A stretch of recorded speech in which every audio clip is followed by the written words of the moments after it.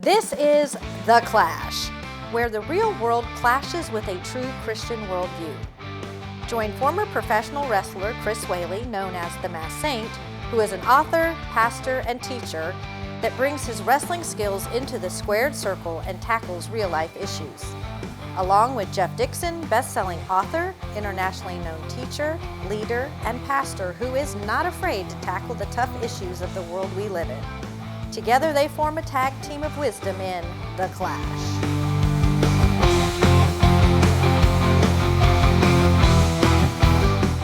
Welcome to The Clash. We are going to take what is a Christian worldview and allow it to clash into the culture. I'm Jeff Dixon. I'm joined by Chris Whaley. And we have a very special guest today, a very good friend of mine, yours, and we're thrilled. We've been trying to get him on the show forever. Yeah, and he's finally here. So. A long time. He's just such a busy guy. That's it. Yeah. Well, I guess I met him after I got out of wrestling. I had these friends down in Palm Beach, and one day they said, "Hey, do you know?" And they called his name, and I said, "I've heard the name, but I've never met him." And they said, "Well, he brought his son to an event, and they were working that event, and they introduced, themselves to him, and they talked and sent me a picture of him, and then just through that we sort of connected, and then one day he shows up at my house, and we just hit it off. He has an unbelievable story. Now you have, I've known ministers who were also wrestlers. There was even an opera star in California who was a professional wrestler. But Jeff, have you ever heard of a dentist being a professional wrestler? That's not normally who I'm used to hearing about, but I only know one, the one we're getting ready to talk to. That's right. Yeah. Dr. Jimmy McDowell. Are you the former IAFW champion, or are you the current? I'm now the AIWF Golden Age champion, so I've held 3 belts for AIWF over the years. Okay, Jimmy McDowell. Jimmy, it is so great to have you, man. I tell you, I've been looking forward to this for a long time. Not only a dentist, but also in movies, and getting ready to make a movie right here in our area in Mount Dora. So I know that's something good to look forward to. Over the next few minutes, we're going to talk about all that. If that's okay. I met Jimmy at the first wrestling event that we hosted here at the church. That was the first time we met. Had a great time that night. Got a chance to talk. Seen each other a number of times since then. So fun, good friend. Great guy, amazing story. Loves Jesus. Yep. And so we're just thrilled, Jimmy, that you're here with us. And again, but I don't know any other dentists that are pro wrestlers. So, but it's good though, right? It's job security. What did you tell me one time about teeth, and how do you do during the daytime? What do you do at night? How's that work? Yeah, I had a patient sitting in the chair, and he said, "So doc, you fix teeth by day and you knock them out at night. So you know what? It's job security." It is. It's job security. There's always more work to be had. So that's fun. That's fun. Well, how did you? And I don't know the answer to this. So I always get nervous when I get ready to ask a question. I have no clue what's coming back. But so how in the world did you get into wrestling to begin with? Where did that start? I was 7 years old, and in Little Rock, Arkansas. My dad was not a pro wrestling fan. My mom was. She took me to one of my first matches, and Ringo Starr was wrestling Mikita Molkovich, one of the first Russian stars in the late 60s, 70s. And I was up on the ring getting an autograph from Ringo Starr, and out of the blue, Mikita Molkovich charged the side of the ring and knocked me into the first row of bleachers. And from that point on, I knew there would be a day that I'd be a wrestler. I didn't know when, and it happened later on in life, obviously, but from that point on, I was hooked. I already knew I was going to be a dentist at 6, 7 years old, but at that point, I knew I was going to be a wrestler at some point too. Wow. Who trained you?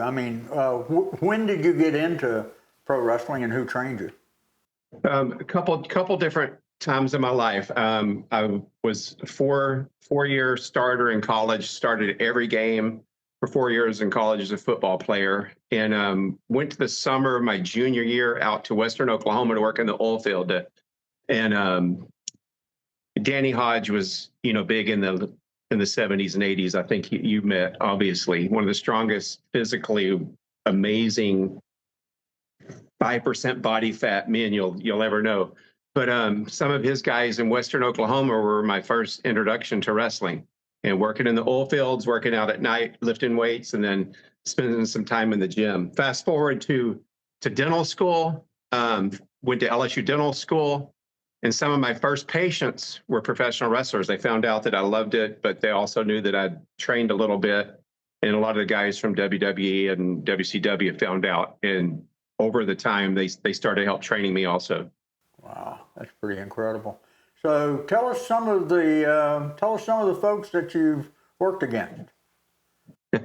Oh my goodness, NWA heavyweight champ, Tommy Rich. Worked with Buff Bagwell. And I think you recently talked to Buff, and we enjoyed our match together. Barbarian, the Warlord, Cahagas.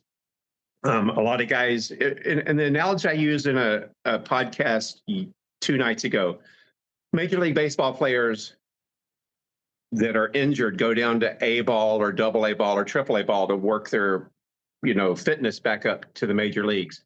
Back in the day, there was not really a true way for people that were in the profession to go and retrain unless they went to really South Florida. And a lot of the guys came down to the CCW area, Florida Championship Wrestling, and did some training to get back, on the big circuit, and met a lot of the guys then. And when they are in need, they find out I'm a dentist. So, now the word gets out, and I've met a lot of really nice people, not only in need, but just really nice, amazing wrestlers over time also. Mm-hmm. Which one do you enjoy the most, dentistry or professional wrestling? My family likes dentistry, and you get accolades. You make a beautiful smile, and I've always wanted to do that. And being one of the top 1% cosmetic surgeons, cosmetic dentists in the United States, my practice had people from the NBA, the NFL, Major League, every major sport. I have Hall of Famers. I have people that you'd recognize in a heartbeat. And I don't care about HIPAA.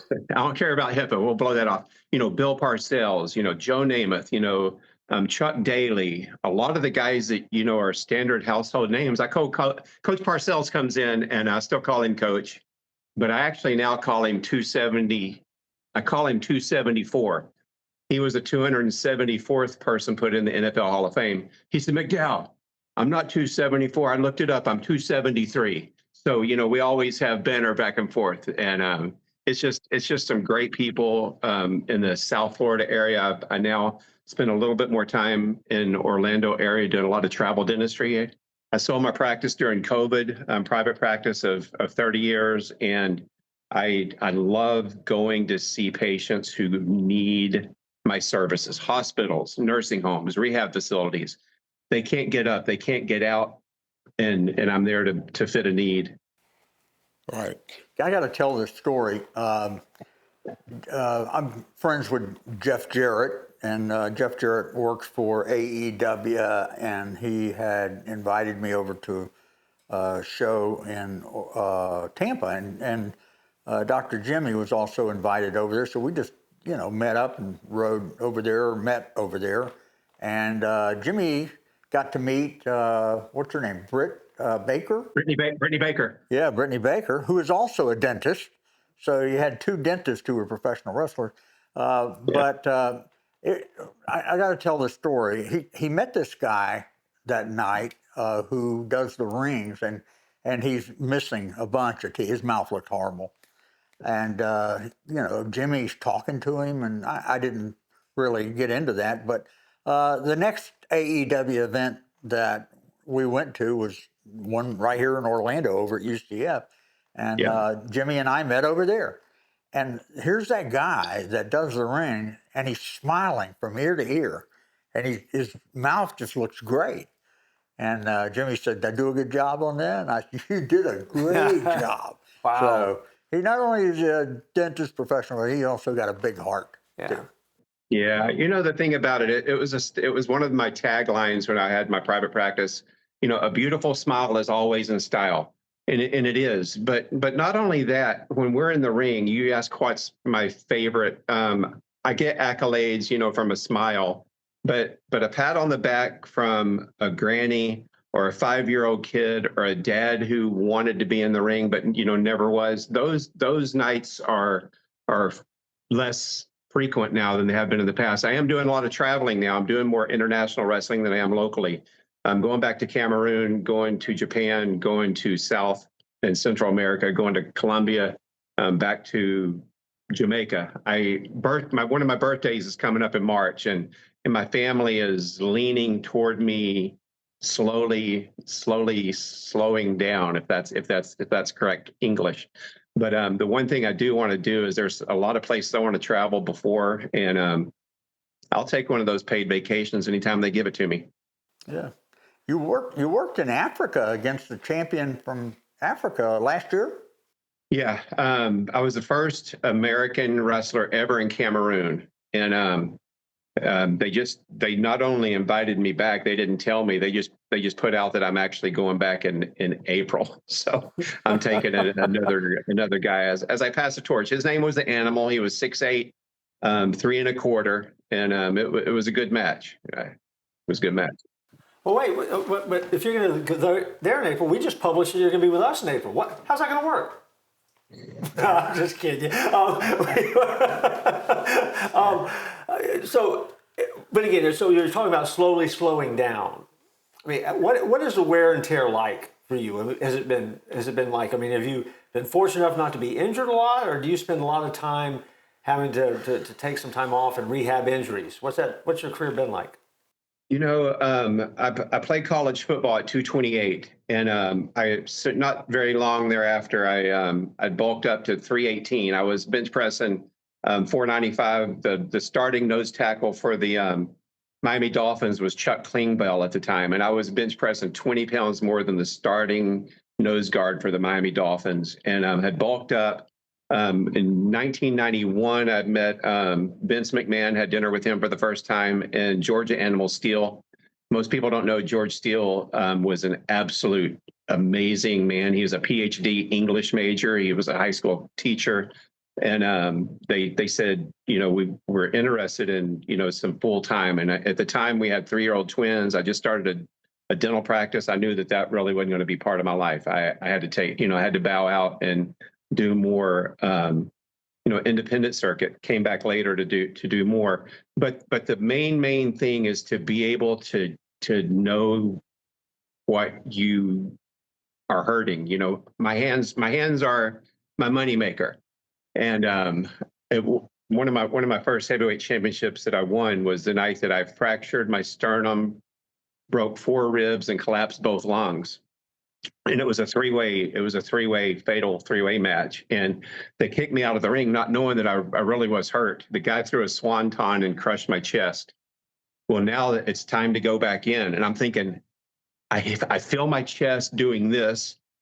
I don't know the extent, and I'm trying to get back in the ring. I get in the ring, roll him up, and now they give me the belt and they give me a microphone. I have no oxygen. They say, we need a 30-second promo. So after the promo with barely any air coming out, I get out of the ring, I get behind the closed doors and basically pass out. All my family had come in from across the country to watch the championship match, and they trauma hawked me out of there. That was probably my worst injury. And I tell you that's brutal. I want to come back. We're gonna take a quick break here. We're gonna come back and talk a little bit more about kind of what you're doing, because what you're doing is a pretty powerful ministry. As you're traveling and going to people, you're taking dentistry on the road. That's powerful. Yeah. But I also want to talk a little bit about the movies and what's going on now, because you are, as the family says, slowly transitioning out into something else. And so we want to kind of talk about that a little bit if we can. So don't go anywhere, Jimmy. Folks, if you're watching, don't go anywhere. We're going to pay a few bills here, and then we'll be right back after this break. In the Bible, church is called the body of Christ. Hopefully you have a place that you call home when it comes to church. And hopefully you attend there and hopefully you find a connection with other people. But also we live in a world where we are connected digitally and online. You're more than welcome to come visit the church at 434. That's where Chris Whaley and I are part of that staff. The website, touchandchange.net, touchandchange.net. Use the QR code to get there. You'll find all sorts of resources that will help you in your journey of faith. We look forward to seeing you at the church at 434.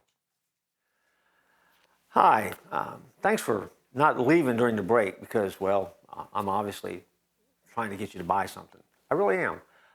If you're anything like me, middle of summer, sometimes it gets really hot. We film here in Florida, it's hot all the time. And every once in a while, you'd like to take a little bit of a break.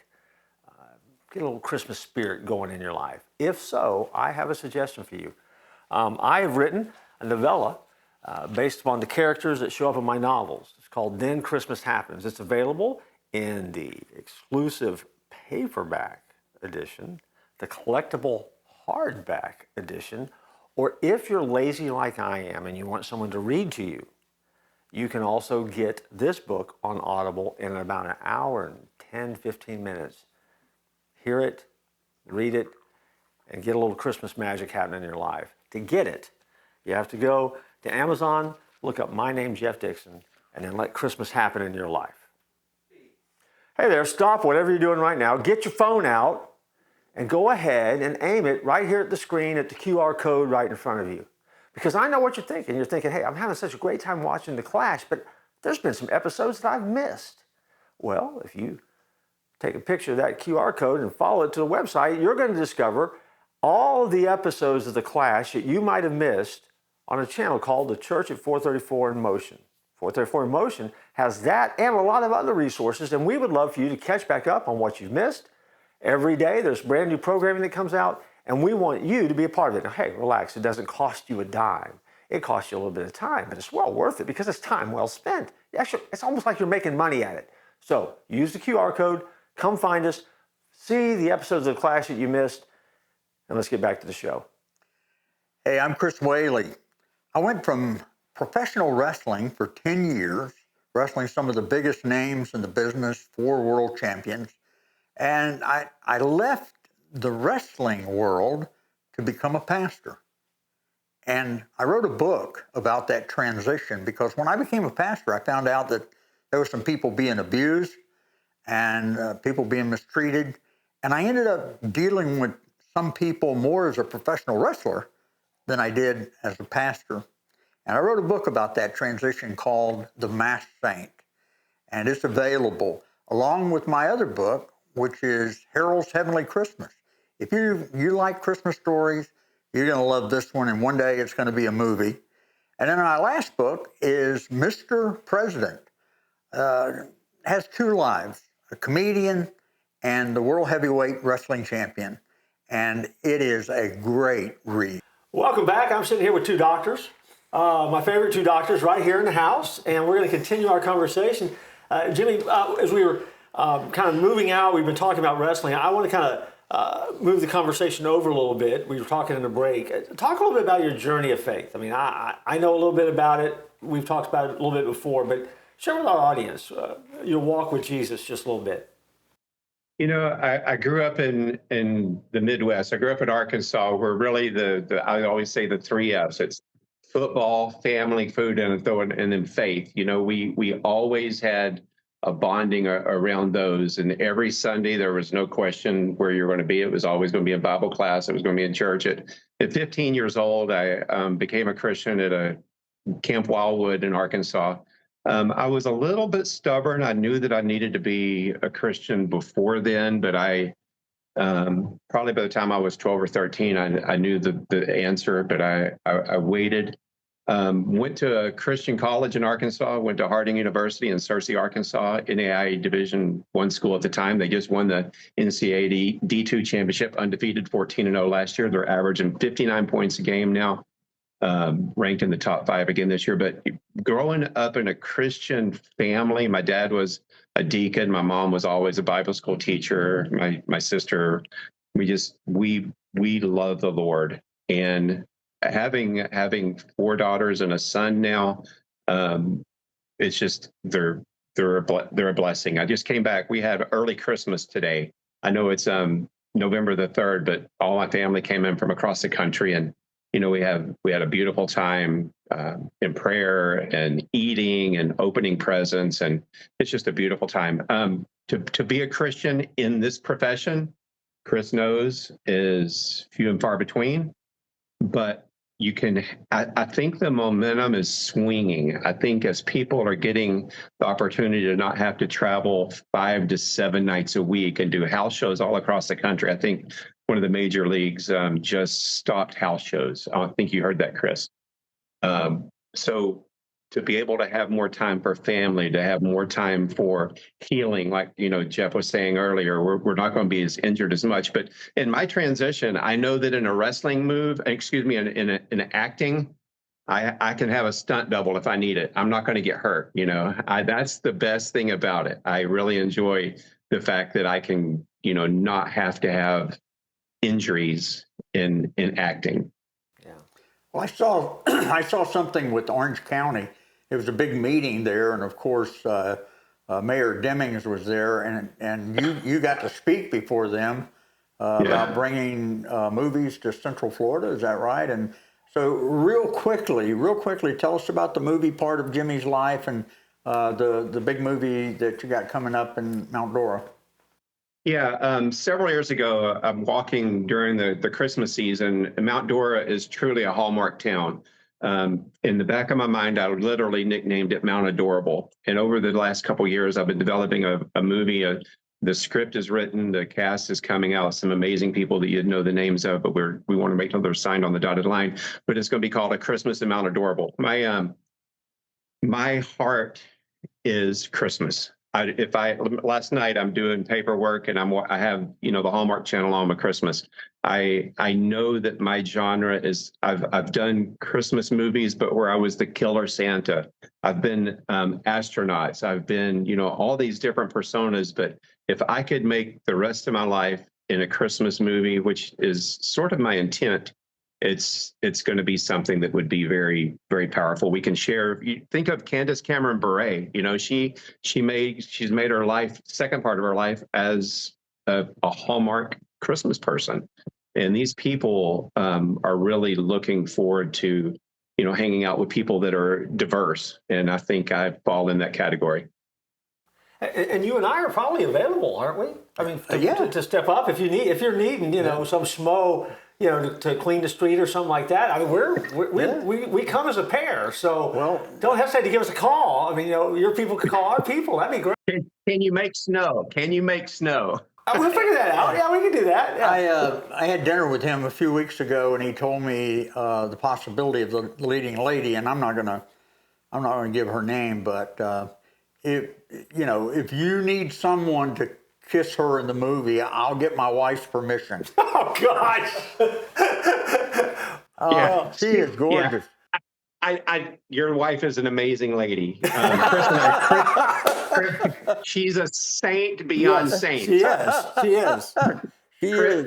Chris retired from wrestling and he was around wrestling because obviously his amazing movie, The Masked Saint, but he made a return appearance a couple years ago, and he asked me to be his tag team partner in his return appearance. And probably one of the greatest, I totally accepted that responsibility because I'm thinking, is he protecting me or I'm protecting him? But, to be in a tag team coming from a background of, singles, individual wrestling, and tag, we worked it pretty good.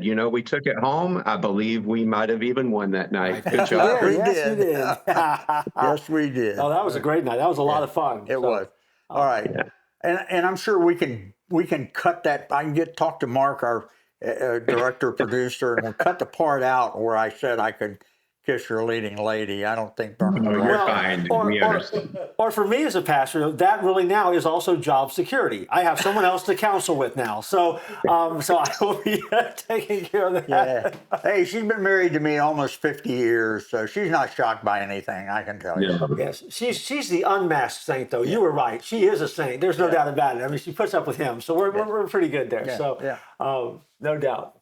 Now, so obviously the movies are next. Movie on the horizon here. Is that really the goal for you then, or are you going to try to make that jump? It is. As I'm making the jump, people are coming to me now with more roles. I heard there's a really great book out there, Harold's Heavenly Christmas. It'd be amazing to be a part of that movie.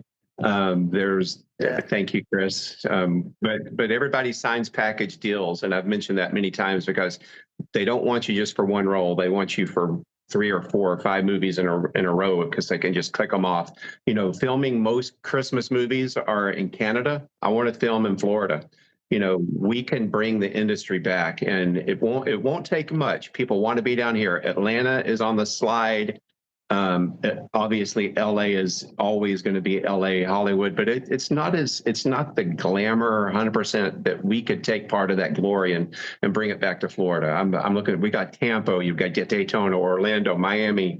We got so many beautiful state parks, so many city-looking areas. As a matter of fact, our first scene in Christmas in Mount Dora is a New York coffee shop, but it's filmed in Mount Dora because part of Mount Dora even looks like New York, so it's going to be an amazing shoot coming up. That's fantastic. And when does that all start? I mean, do you have a time frame on that yet? Yeah, matter of fact, December. Just got the email today. I'm trying to emphasize acting more. I'm not going to do as much producing and executive producing and all the other hats I used to wear. It's a 117-page script, and I have 400 lines of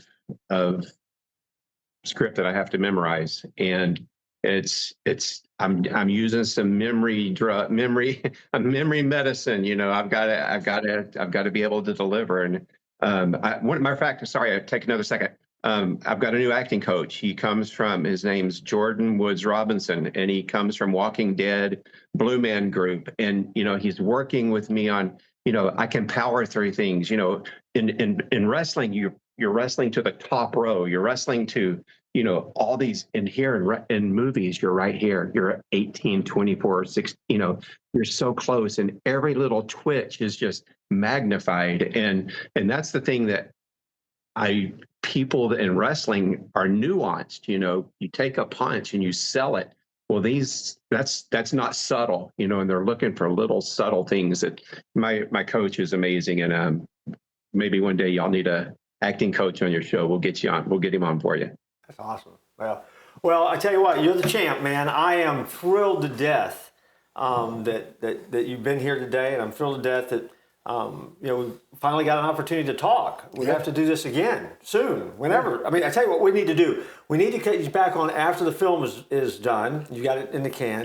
And let's have him back, and let's kind of pump the film a little bit, and let folks know what you do. If you'd like to do that, we would love to do that. Yeah. That'd be great. Yeah. So my director is from Apopka. Is Scott Christensen. He's an amazing Christian man. To find the right people to be in any aspect of your life, whether it be wrestling or dentistry or acting, when you can hang around Christians, life is that much better. Yeah, it is. Amen. It is. Well, man, Jimmy, I'm excited. Thank you so much. Yeah. It's great to see you today. Thanks for being with us. I know our audience is going to love you, and they'll be looking for you. I mean, they'll be paying attention. They're smart folks, and they put up with us. Right. So you make us look better. Thank you, Chris. Thank you so much. Thank you. Yeah. Well, Chris, we got to get out of here. Yep. Anything we need to tell our audience before we leave? Well, I hope you smile bright, and I hope you don't camp out.